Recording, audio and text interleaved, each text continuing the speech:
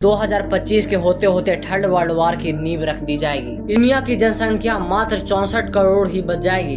नमस्कार दोस्तों, स्वागत है आपका हमारे चैनल पर। आज हम चर्चा करेंगे एक ऐसे रहस्यमय ग्रंथ के बारे में जिसे उड़ीसा के संत अच्युतानंद दास ने लिखा था। मैं बात करने वाला हूँ भविष्यमलिका पुराण की। भविष्यमलिका पुराण हिंदू धर्म का एक प्राचीन ग्रंथ है जो भविष्य में होने वाली घटनाओं के बारे में भविष्यवाणियां करता है। यह पुराण खासकर भविष्य में होने वाले सामाजिक, राजनीतिक और धार्मिक बदलावों के बारे में जानकारी देता है। भविष्यमलिका को लेकर कई मत हैं। कुछ लोग इसे ऐतिहासिक दृष्टिकोण से महत्वपूर्ण मानते हैं, जबकि कुछ लोग इसे केवल भविष्य के बारे में विचार करने का एक तरीका मानते हैं। इस पुराण का उद्देश्य सिर्फ भविष्य बताना नहीं, बल्कि यह भी दिखाना है कि आने वाले समय में क्या घटनाएं हो सकती है और उनका समाज पे क्या प्रभाव पड़ेगा। भविष्यमलिका के अनुसार आगे क्या होने वाला है, उससे पहले आप भविष्यमलिका के कुछ ऐसी भविष्यवाणियों को जानिए जो सही हो चुकी है।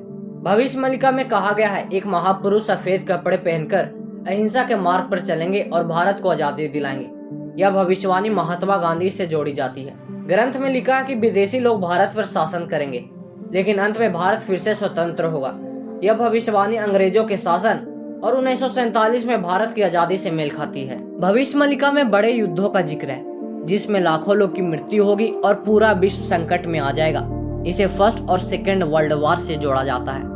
इस ग्रंथ में यह भी कहा गया है कि भविष्य में लोग हवा में उड़ेंगे, लोहे के डिब्बे में यात्रा करेंगे और बिना तार के बात करेंगे। इसे हवाई जहाज, ट्रेन और मोबाइल जैसी तकनीकों से जोड़ा गया है। इन भविष्यवाणियों को लोगों ने सच होते देखा है और ऐसा प्रतीत हो रहा है कि आगे भी इन ग्रंथ की भविष्यवाणियां सच होने वाली है। अब हम लोग बात करेंगे कि भविष्यमलिका के अनुसार आने वाले समय में क्या होने वाला है। इस ग्रंथ में बोला गया है कि जब शनि मीन राशि में प्रवेश करेंगे तो महाविनाश के समय का शुरुआत हो जाएगा।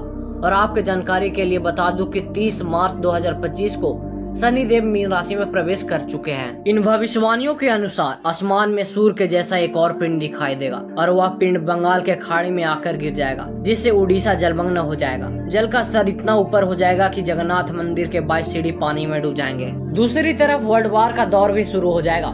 2025 के होते होते थर्ड वर्ल्ड वार की नींव रख दी जाएगी। इस ग्रंथ के अनुसार इस विनाशकारी युद्ध के बाद दुनिया की जनसंख्या मात्र 64 करोड़ ही बच जाएगी। साथ ही साथ इन सब युद्ध के कारण पृथ्वी पर लगातार 7 दिन तक सूरज की एक रोशनी भी नहीं पड़ेगी। थर्ड वर्ल्ड वार के समय भारत की कमान एक अविवाहित संत के पास होगा, जिसे आज हम योगी आदित्यनाथ समझ रहे हैं। इस पुस्तक के अनुसार भारत पर चाइना 13 मुस्लिम देश के साथ मिलकर अटैक कर देगा। इस पुस्तक में ऐसा कहा गया है कि भगवान कल्कि का अवतार इस विश्व युद्ध के दौरान होगा, जो भारत की इस युद्ध में सहायता करेंगे। इस विश्व युद्ध के बाद पूरा यूरोप नष्ट हो जाएगा, अमेरिका पानी में डूब जाएगा और रशिया हिंदू राष्ट्र बन जाएगा। और इन सभी घटनाओं के बाद संसार का अंधकार समाप्त होगा और सत्युग का फिर से उदय होगा।